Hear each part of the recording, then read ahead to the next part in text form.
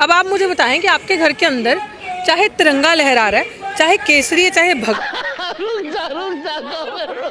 Bollywood superstar Salman Khan को gangster Lawrence Bishnoi से लगातार धमकी मिल रही है। ऐसे में अब सलमान खान की सिक्योरिटी में बदलाव कर दिए गए हैं। जानकारी के मुताबिक सलमान खान के घर गैलेक्सी अपार्टमेंट के पास 50 से 60 पुलिस वालों को तैनात किया गया है। ये सभी साधारण कपड़ों में वहां मौजूद रहेंगे। ये सभी सलमान के घर के आसपास हो रही संदिग्ध घटनाओं और हलचल पर 24 घंटे नजर रखेंगे। इसके अलावा मुंबई पुलिस ने AI वाले हाई रेजोल्यूशन CCTV कैमरा भी इंस्टॉल किए हैं। इससे पता चलेगा कि कौन सलमान के घर के आसपास रेकी कर रहा है। गेट से कुछ मीटर दूर गेट के अंदर भी पुलिस तैनात है। किसी भी बाहर के शख्स को अंदर जाने की इजाजत नहीं है। साथ ही गैलेक्सी अपार्टमेंट के बाहर फैंस को इकट्ठा होने की भी इजाजत नहीं है। सलमान खान को सरकार की तरफ से Y+ कैटेगरी की सिक्योरिटी दी गई है, जिसमें 8 से 10 पुलिस वाले शामिल हैं। पुलिस के अलावा सलमान खान के पास अपनी पर्सनल सिक्योरिटी टीम भी है। वहीं गैलेक्सी अपार्टमेंट के साथ साथ सलमान खान के पनवेल स्थित फार्म हाउस की भी सिक्योरिटी में इजाफा कर दिया गया है।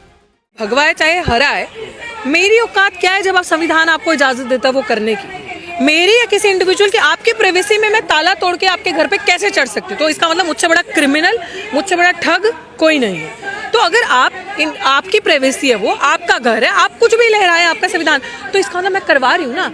और अगर अभी आप देखना जंतर मंतर पे हम लोग हैं, अगर मैं अभी 4 नारे लगाते लगाते बाहर तक जाऊँ ना और कुछ नहीं पीसफुल अपने प्रोटेस्ट के लिए जाऊं, तो मुझे पुलिस ऐसे पकड़ेगी, ऐसे घिराव कर लेगी कि इतने प्रोटेस्टर्स नहीं होंगे जितने पुलिस है। तो वहाँ पे इतना डिफॉल्ट क्यों था? वहाँ पे पुलिस कहाँ थी? वहाँ पे कर्मचारी क्यों सामने नहीं आए?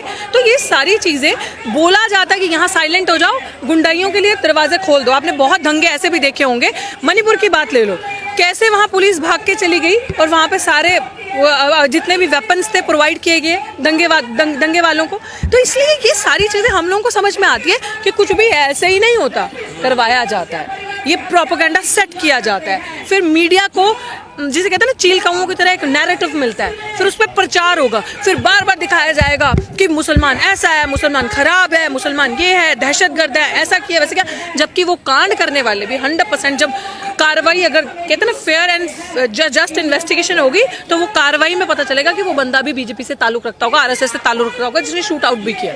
अंबेडकर साहब की जयंती मनाई जाती है बहुत भारी तादाद में पूरे देश भर में।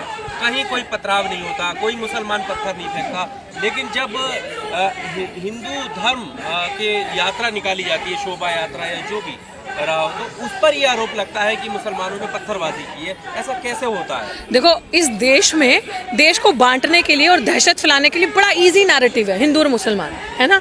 मर रहा तो दलित भी है साथ साथ। लेकिन आपने बिल्कुल सही बात कही कि जब अंबेडकर साहब की वो निकलती है तो इन्होंने, क्योंकि BJP को कहीं ना कहीं ये चीज़ बिल्कुल पता चल चुकी है कि जितना हमने पिछले 2014 के बाद से मुसलमानों को सताया है, बदनाम किया है, कोरोना काल में तक नहीं छोड़ा, पूरी तबलीगी जमात को बदनाम करने की कोशिश करी, हर तरीके से जिससे कहते हैं ना CA NRC से लेकर प्रताड़ना करने की कोशिश करी, तो उसको एक मतलब ऐसे अंडरलाइन करके रख दिया ना कि